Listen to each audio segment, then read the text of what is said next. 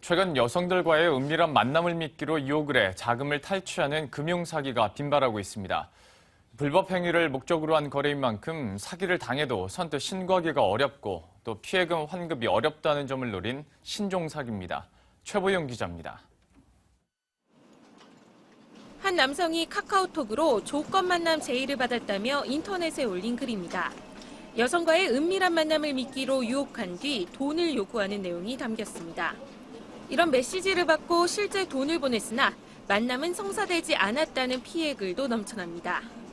최근 이처럼 불법 성매매의 일종인 조건 만남을 미끼로 한 금융사기가 기승입니다.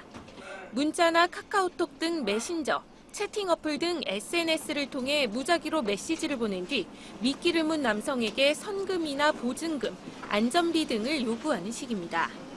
중국에 기반을 둔 한 보이스피싱 조직은 지난해 9월부터 12월까지 불과 3개월 동안 이런 방식으로 1,300여 명으로부터 8억 5천만 원을 가로채기도 했습니다.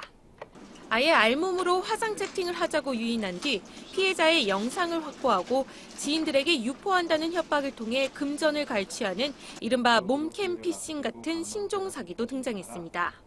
이런 경우 사기를 당해도 피해자가 사실을 알리기 꺼려지고 피해금 환급 신청 등 즉각적인 대처가 불가능하다는 점을 노리는 겁니다.